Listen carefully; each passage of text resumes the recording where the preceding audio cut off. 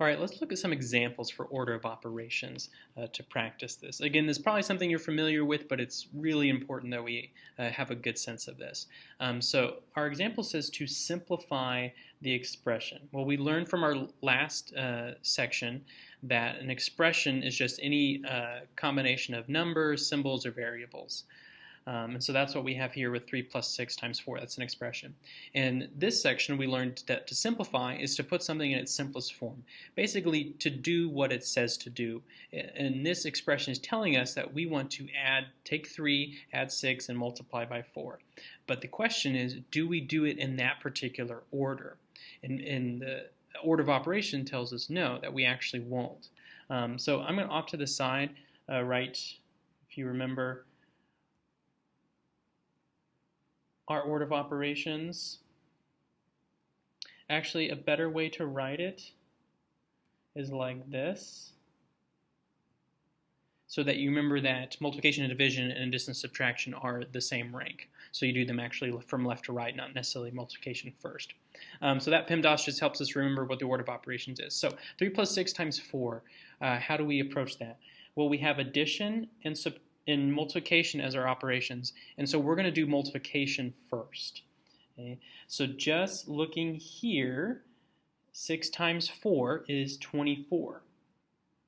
6 times 4 is 24. But what didn't we touch? We didn't touch this 3 plus. So we just bring it down. Okay? We just bring it down with us because it hasn't changed. It's still there. So now we're just left with that addition. 3 plus 24 is 27. And that's our answer. So that would be our simplest value or simplest form of this expression. Okay? So that's how we're going to approach these problems. Let's look at another example. This one's a little bit longer, has a number in there. So we have 3 operations. We have division, addition, and multiplication.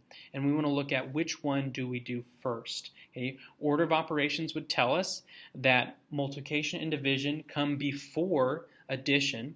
And so we're going to do those first. And we work from left to right when we have multiplication and division together. And so I'm going to do 21 divided by 7 first. 21 divided by 7 is 3. Okay? And then I'm going to take it just one step at a time so we see what's going on. And so I did 21 divided by 7, that's 3. And what did I not touch? I didn't touch the plus 14, and I didn't touch the times 2. And so those are still there. Okay? Now, what do? We have addition and multiplication. Well, multiplication comes before addition, so I'm going to do 14 times 2. And that's 28. And then I didn't touch the 3, so that's 3 plus. Do you see how it's just taking it one step at a time, and that's telling us how we're going to approach this problem. Now, the order of operations is telling us how we're going to approach the problem, but the one step at a time helps us kind of keep things in line. So then I do 3 plus 28, and that's 31. And that's our answer, 31. Let's look at another example. All right, so this one has some grouping symbols in it with some parentheses and some brackets. If you'll notice, those parentheses are what we call nested inside of the brackets. So it's basically a grouping symbol inside of another grouping symbol. And so I'm going to do that inner nesting, that what's in the parentheses first, 6 times 8. Okay? 6 times 8 is 48. Okay, that's where I get that 48 from, 6 times 8. But I didn't touch the 2 plus that. And then it's still in brackets. The parentheses are gone because I did what's inside of the parentheses, 6 times 8, but the brackets are still there because I haven't done that. And then I also haven't messed with the minus 1 yet, so it's still there. All right, so I'm going to do my brackets, what's inside of my brackets, because that still comes before subtraction. So 2 plus 48 is 50, and then it's minus 1. Notice my brackets are gone now because I've done what's inside of the brackets. I've put it in its simplest form. And then I'll do 50 minus 1 is 49, and then that's my answer.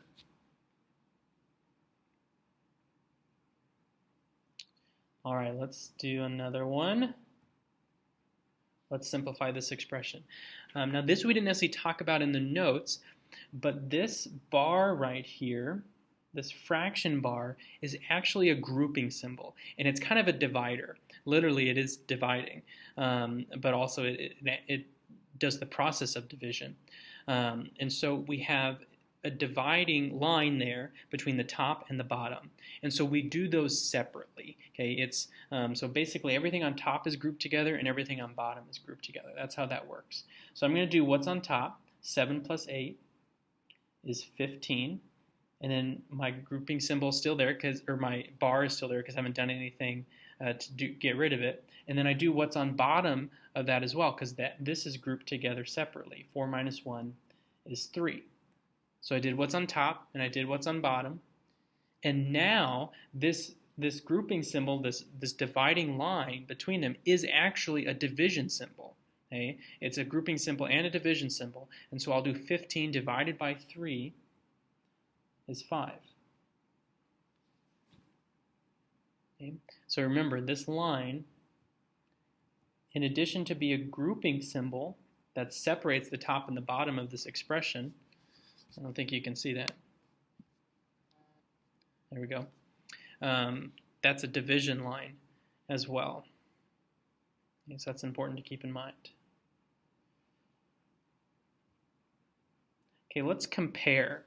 Okay, let's compare some things.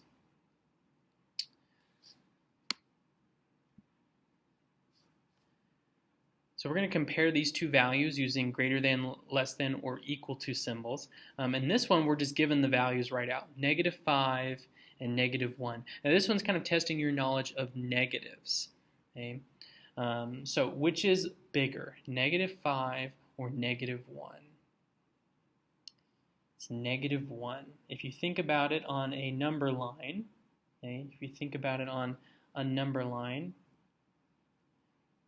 if here is 0, and then I would go -1, -2, 3, 4, and then -5. And so the larger one is to the right, and so -1 is larger than -5. Okay? And so we would say that -5 is less than -1. And that's how we would write that symbol. So you're just comparing them, but you'll, if you need to, draw number lines to compare negatives and positives if you need. Okay, last example. We're going to compare these two expressions. Okay, so we're going to have to simplify them first and then compare their values. Okay, so in this first one, I have 15 times 3 minus 2. I do multiplication before subtraction, so 15 times 3 is 45, and then I'll minus 2. 45 minus 2 is 43. Now this one is using the same numbers and is using actually the same operations. Remember, this dot means multiplication as well. So it's using the same numbers, the same operations, but what's different? The parentheses, right? That changes things. Okay, that changes the order. So you do what's inside the parentheses first. 3 minus 2 is 1. Oops, I don't want that. 3 minus 2 is 1. And then I'll do 15 times 1. 15 times 1 is just 15. So how do these numbers compare?